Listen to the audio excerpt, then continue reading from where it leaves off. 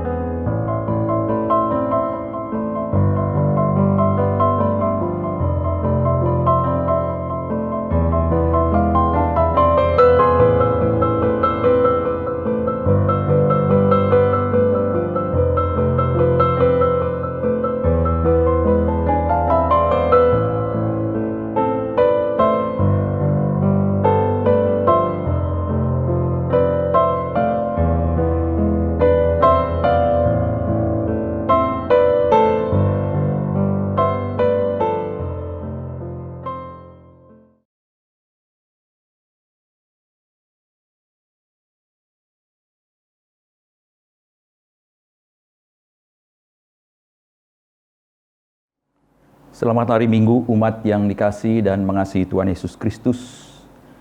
Ibadah kita hari Minggu 9 Agustus 2020 akan dilayani oleh Pendeta Mulyadi. Hari ini kita akan bersama-sama merenungkan karya Allah dalam Kristus yang memberi kekuatan kepada kita dalam menghadapi berbagai gelombang kehidupan. Mengawali ibadah kita, marilah kita bersama-sama membaca Mazmur 85 ayat 9 sampai 14 secara berbalasan.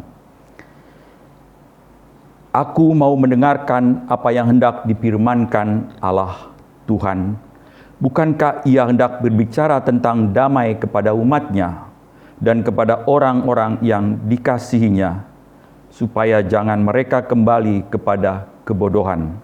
Sesungguhnya keselamatan daripadanya dekat pada orang-orang yang takut akan Dia, sehingga kemuliaan diam di negeri kita. Kasih dan kesetiaan akan bertemu. Keadilan dan damai sejahtera akan bercium-ciuman. Kesetiaan akan tumbuh dari bumi, dan keadilan akan menjenguk dari langit. Bahkan Tuhan akan memberikan kebaikan dan negeri kita akan memberi hasilnya. Keadilan akan berjalan di hadapannya, dan akan membuat jejak kakinya menjadi jalan. Umat Tuhan, mari berdiri kita bersama-sama menyanyikan NKB 5 bait 1 sampai 2. Seluruh dunia, hai nyanyikanlah.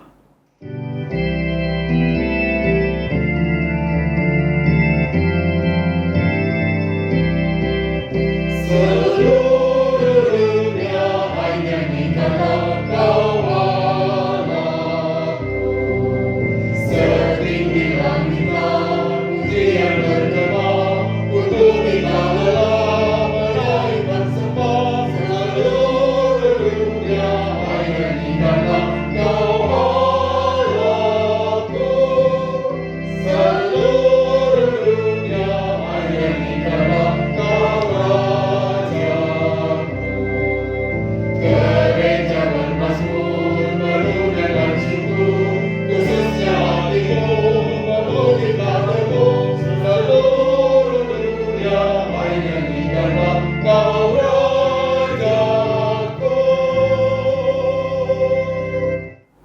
Pertolongan kita ialah dari Tuhan yang menjadikan langit dan bumi.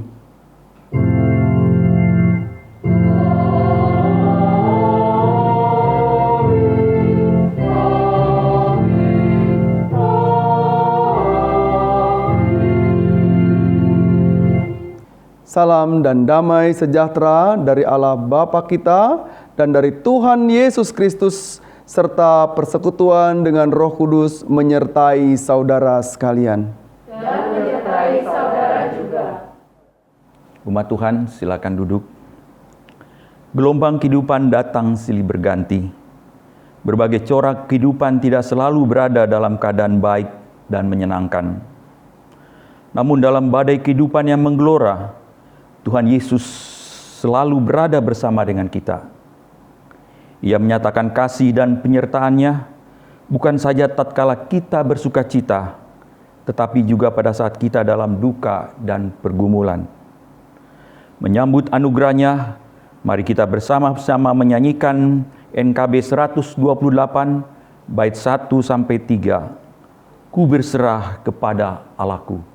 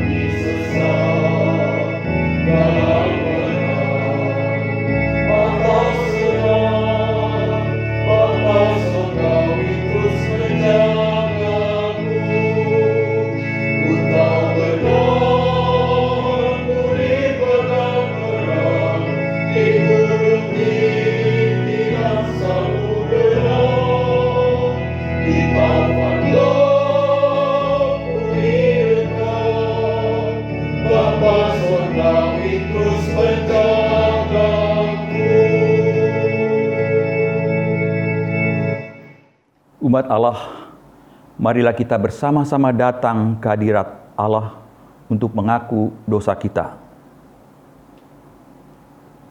Allah yang baik, tiada hentinya kami bersyukur atas kasih agung yang telah Engkau nyatakan. Gelombang kehidupan yang melanda kami, selalu mampu kami hadapi dalam penyertaan-Mu.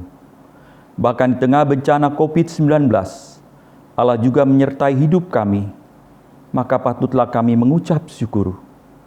Namun di samping ungkapan syukur, kami juga sering terjebak dalam sikap yang mengabaikan kasih Allah. Hidup kami dipenuhi dengan ungkapan ketidakpuasan atas segala sesuatu yang Allah anugerahkan. Kami mengabaikan berkat dan kasih yang Allah percayakan. Ampunilah kami ya Allah. Ampunilah kami umat-Mu yang berdosa ini. Kami ingin hidup dalam kasih agung-Mu. Karena itu kami mengaku dosa dan memohon pengampunan-Mu. agar kami layak di hadapan-Mu. Dalam nama Tuhan Yesus Kristus yang mati dan bangkit bagi kami. Amin. Umat Tuhan, mari kita menyanyikan NKB 11 bait 1 sampai 2. Ya Yesus, tebuslah segenap dosaku.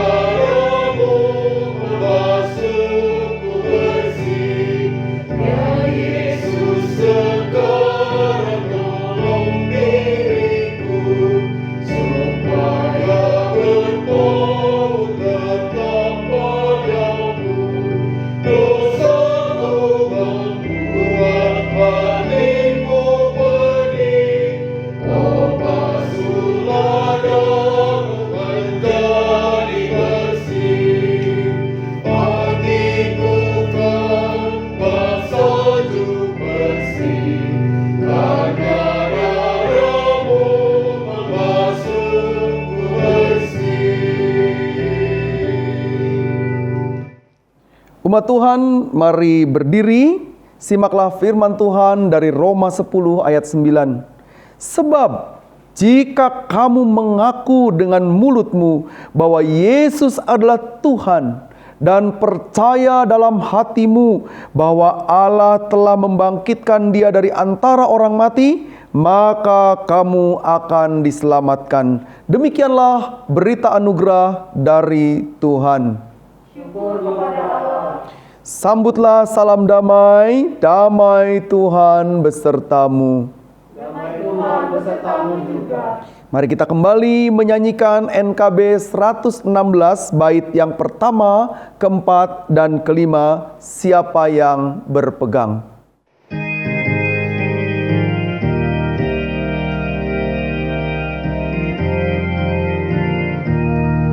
Siapa yang berpegang pada sabda Tuhan dan setia mematuhinya, hidupnya mulia dalam cahaya maka bersekutu dengan Tuhannya. Percayalah dan pegang sabdanya, hidupmu dalam Yesus. Sungguh bahagia kasihnya yang kekal, takkan kita kenal sebelum padanya berserah. Hidup bahagia disediakannya bagi yang berpegang padanya. Percayalah dan pegang sabdanya, hidupmu dalam Yesus. Sungguh bahagia.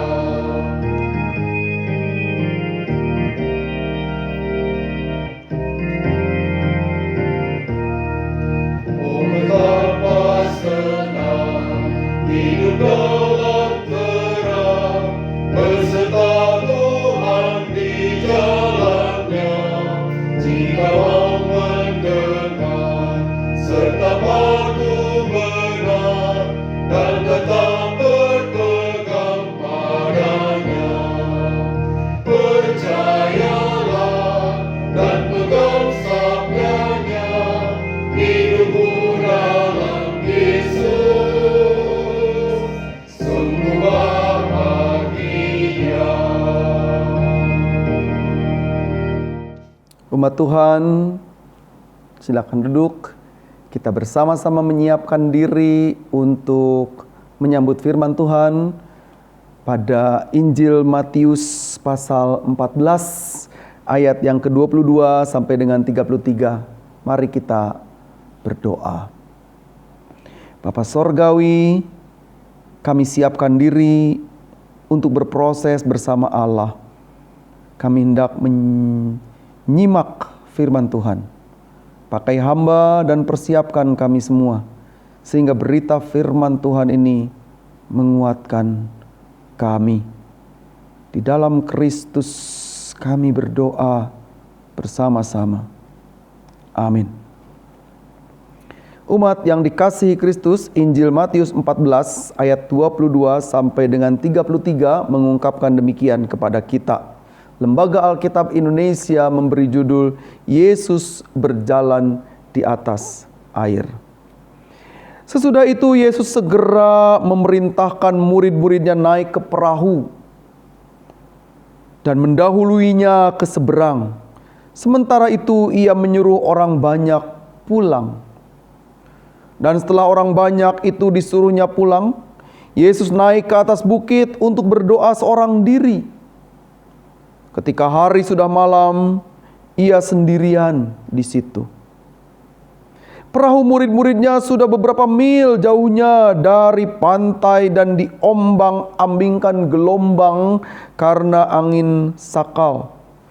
Kira-kira jam 3 malam datanglah Yesus kepada mereka berjalan di atas air. Ketika murid-muridnya melihat dia berjalan di atas air, mereka terkejut dan berseru, "Itu hantu!" Lalu berteriak-teriak karena takut. Tetapi segera Yesus berkata kepada mereka, "Tenanglah, aku ini, jangan takut." Lalu Petrus berseru dan menjawab dia, "Tuhan, apabila Engkau itu, suruhlah aku datang kepadamu berjalan di atas air." Kata Yesus, "Datanglah." Maka Petrus turun dari perahu dan berjalan di atas air mendapatkan Yesus. Tetapi ketika dirasanya tiupan angin, takutlah ia dan mulai tenggelam lalu berteriak, "Tuhan, tolonglah aku." Segera Yesus mengulurkan tangannya, memegang dia dan berkata, "Hai orang yang kurang percaya, mengapa engkau bimbang?" Lalu mereka naik ke perahu dan angin pun redalah. Dan orang-orang yang ada di perahu menyembah dia, katanya, "Sesungguhnya engkau anak Allah." Demikianlah pembacaan Alkitab kita. Yang berbahagia ialah kita semua yang mendengarkan firman Tuhan dan memeliharanya. Selamat hari Minggu. Ibu bapa, saudara dan saudari yang dikasihi Tuhan Yesus Kristus. Apa yang Anda lakukan atau akan Anda lakukan jika suatu saat ada orang yang menelepon Anda dan mengatakan, "Selamat, Anda mendapat hadiah sebesar 150 juta dari sebuah produk." Kira-kira apa yang akan Anda lakukan? Wah, senang. Tapi untuk mendapatkan hadiah itu, Anda diminta untuk mentransfer uang sebagai administrasi dan menebus uang itu. Besarnya 10 juta rupiah. Lalu orang mulai menghitung. 150 juta, kalau hilang 10 juta sih, nggak apa-apalah. Toh itu besar juga. Kelebihannya masih ada 140 juta. Kalau Anda terjebak dalam kondisi seperti itu dan percaya begitu saja, maka mungkin Anda akan menjadi korban kesekian dari banyaknya orang yang mengadukan kepada kepolisian misalnya, atau bahkan mendatangi gerai-gerai tertentu yang mengatakan dia mendapatkan berita itu.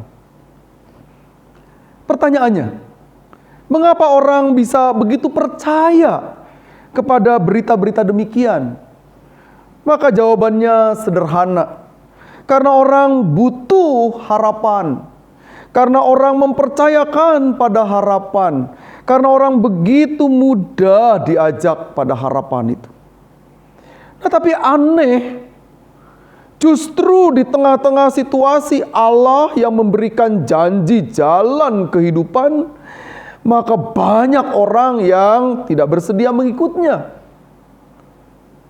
Bukti-bukti konkretnya, Anda mengetahui ada banyak sekali kejahatan terjadi. Ada banyak orang yang kemudian harus berurusan dengan pihak aparat kepolisian. Tidak jarang kemudian orang dipenjarakan karenanya.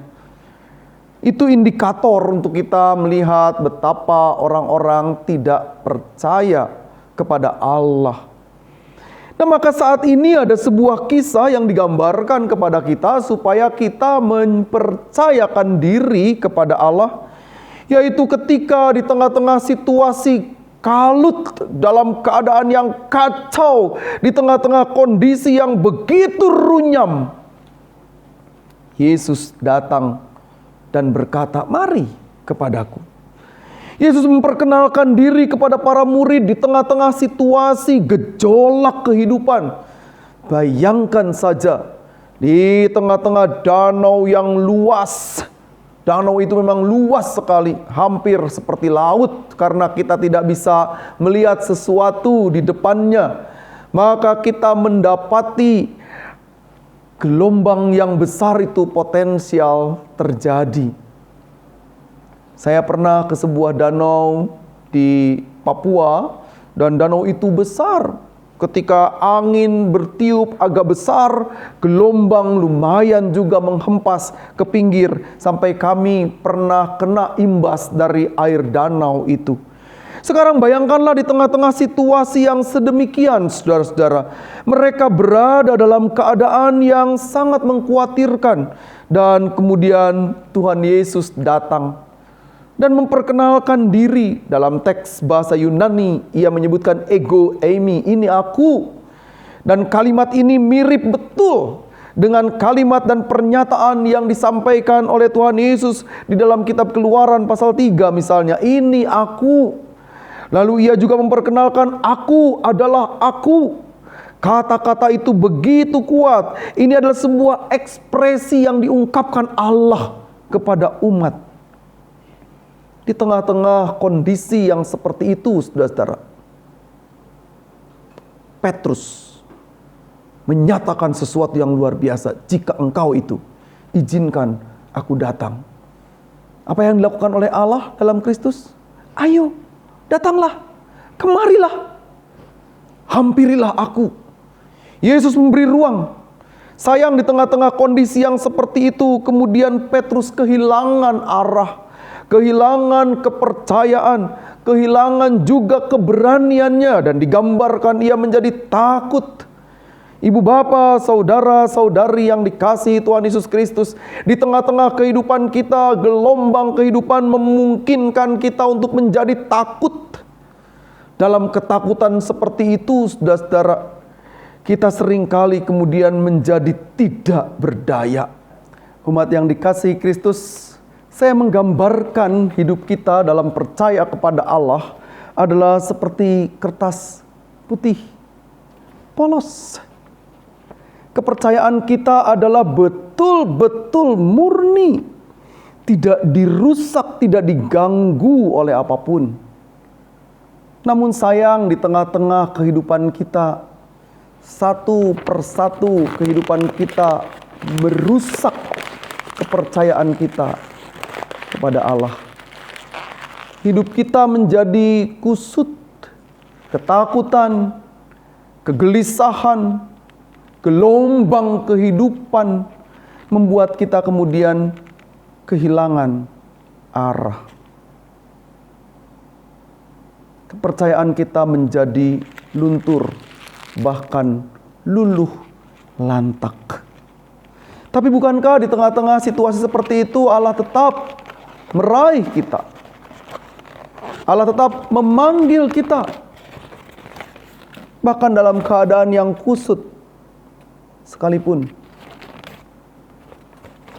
Allah terus membentuk hidup kita, mengerjakan segala sesuatu bagi kita. Allah terus memproses hidup kita. Dan tidak pernah berhenti melakukan proses kehidupan itu. Ego, Emi, ini aku. Aku yang memberi diri untukmu. Aku yang mengangkat engkau. Dan Allah terus membentuk hidup kita di tengah-tengah perjalanan kehidupan kita yang syarat dengan pergumulan. Allah tidak pernah berhenti melakukan proses itu. Bahkan ketika kita pun telah kehilangan banyak sekali dalam kehidupan kita, Allah terus memproses kita. Di tengah-tengah kondisi yang seperti itu, proses seperti apa yang Allah kerjakan? Karena kemudian kita diminta untuk tetap setia kepadanya di tengah-tengah keterpurukan kita, percaya kepadanya. Memang kisah yang digambarkan di dalam Injil Matius pasal 14 ayat 22 sampai 23 itu bukan peristiwa salib. Itu adalah peristiwa Allah yang memperkenalkan diri. Tetapi kita perlu ingat, saudara-saudari sekalian, bahwa perahu yang digambarkan di sana mestinya menjadi simbol gereja. Dan Allah dalam Kristus terus-menerus memperkenalkan diri di dalam kehidupan gereja. Perahu kita terus melaju dengan layar yang kuat. Perahu kita, gereja, terus-menerus menjalankan perjalanannya. Dan kita diminta untuk mengarahkan hati dalam keyakinan kepada Allah, percaya kepada Allah, dan tidak goyah digoncang gelombang kehidupan. Tidak mudah patah layar kehidupan kita di dalam Kristus menjadi layar yang kokoh, kuat, tangguh. Karena ketika kita tenggelam, sebagaimana juga Petrus tenggelam, Allah tidak membiarkan kita untuk larut dan kemudian digulung oleh gelombang kehidupan. Allah tidak membiarkan kita kemudian dikuasai oleh gelombang kehidupan itu. Allah tidak membiarkan kita untuk diberangus oleh gelombang kehidupan itu. Tetapi Allah justru yang memanggil kita untuk menyuarakan karya cintanya, yang memberi perhatian kepada kita. Sebab Allah mengulurkan tangannya sebagaimana Kristus mengulurkan tangannya bagi Petrus. Ibu bapa, saudara dan saudari yang dikasihi Tuhan Yesus Kristus, kisah Petrus memang punya kaitan dengan keberadaannya yang memiliki iman yang rapuh. Kita harus terima itu, realitas demikian di masanya. Kita juga sering berbenturan dengan kehidupan, dan jangan sampai kehidupan kita justru membuat menjadi rapuh. Tetapi kita mesti menjadi seperti baja yang ditempa menjadi pedang yang tajam. Menjadi pedang yang berguna untuk memotong sesuatu yang harus dipotong. Untuk memangkas sesuatu yang harus dipangkas. Sehingga gelombang kehidupan itu membuat kita menjadi semakin kuat, semakin melihat cinta Allah di dalam kehidupan kita. Kita diminta untuk percaya teguh, makin kuat, makin mengarahkan hati, makin percaya kepada Allah di tengah-tengah kehidupan kita. Sehingga kasih setia Allah yang dihadirkan kepada kita menguatkan kita semua. Panggilan kita adalah kita percaya kepadanya yang menyertai kita. Jangan sampai iman kita menjadi rapuh, tetapi kita menjadi kuat. Seorang tokoh mengatakan, pada jiwa yang rapuh, maka orang-orang potensial bisa dirasuki oleh hal-hal yang buruk. Tetapi dalam kepercayaan kepada Allah, kita memiliki kekuatan yang dahsyat, yang memungkinkan kita untuk terus melaju di dalam anugerah Allah. Tuhan memberkati kita semua, dan mari kita terus semakin percaya kepada Allah yang penuh kuasa, Allah yang menyertai hidup kita, Allah yang mengasihi kita semua. Amin.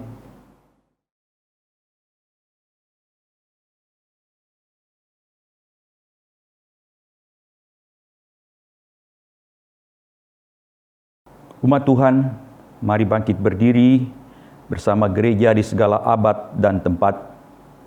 Marilah kita bersama-sama mengucapkan pengakuan iman rasuli.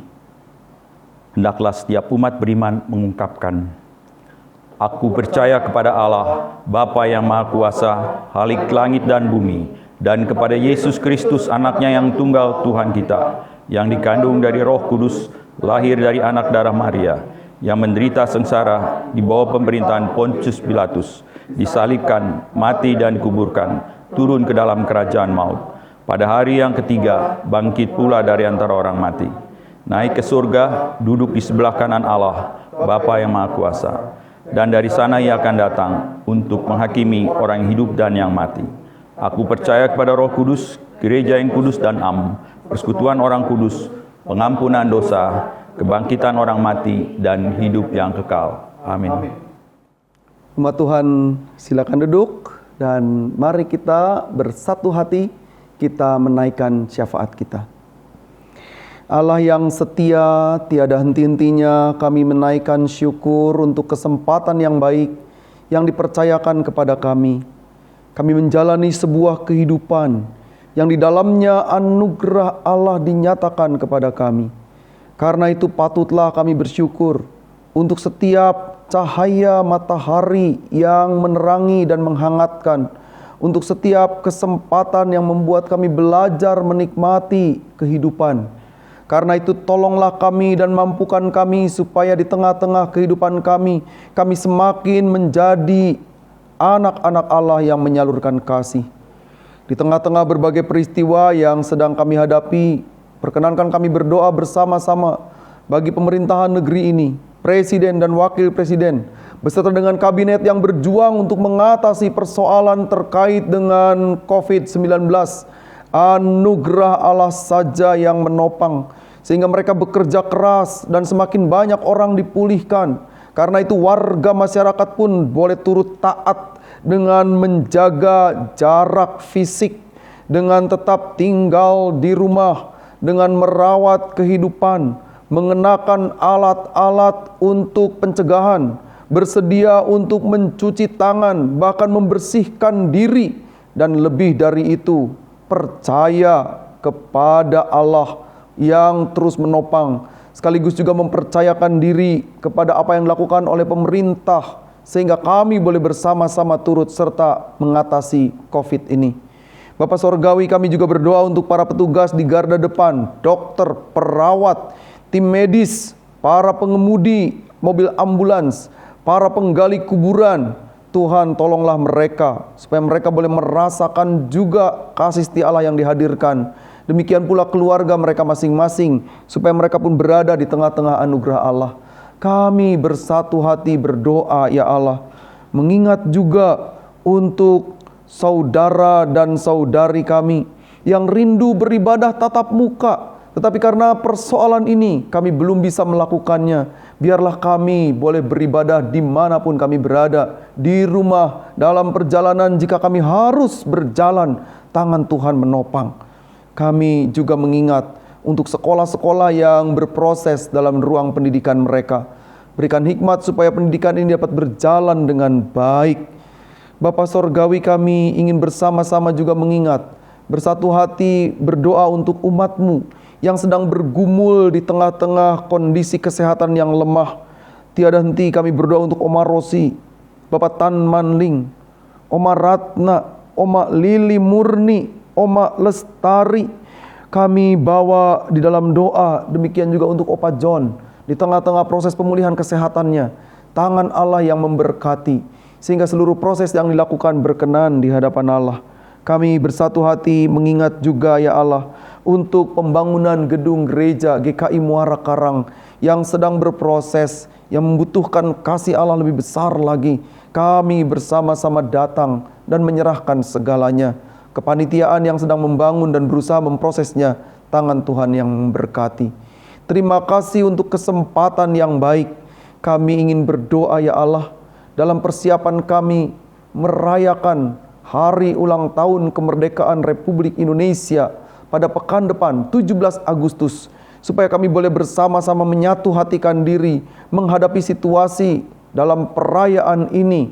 Tuhan berkatilah agar kami menjadi warga negara, warga masyarakat yang mengingat peristiwa sejarah pada para pahlawan yang telah berjuang sehingga Indonesia bisa merdeka. Ke dalam tangan Allah kami persembahkan negeri ini. Terima kasih untuk kesempatan kami boleh menaikkan syafaat kami. Di dalam Kristus kami berdoa. Amin.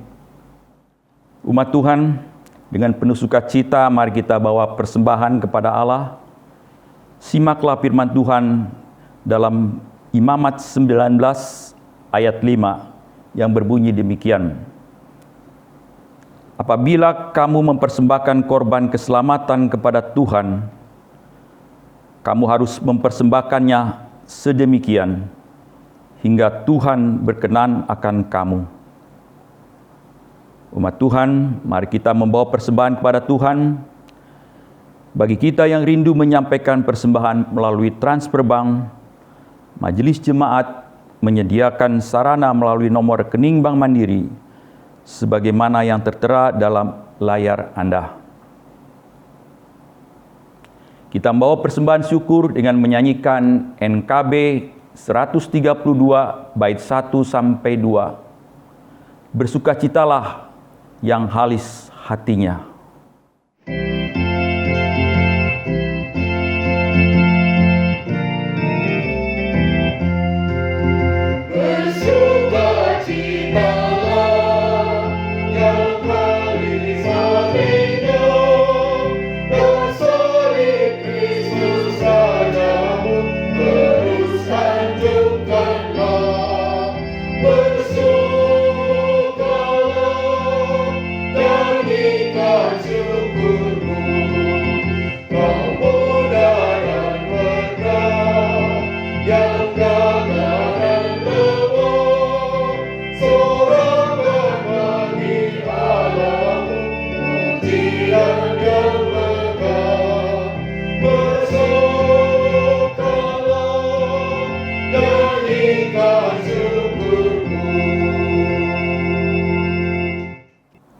Umat Tuhan, mari berdiri kita membawa persembahan syukur ini kepada Tuhan. Ya Allah, inilah persembahan syukur kami. Kami menyerahkannya dengan hati yang tulus. Kiranya Allah berkenan dan kami pun mengelolanya dengan penuh syukur. Kiranya persembahan ini menjadi kemuliaan bagimu. Dalam Kristus kami bawa persembahan ini. Amin. Mari kita menyanyikan NKB 129 bait 1 sampai 3. Indah mulia bahagia penuh.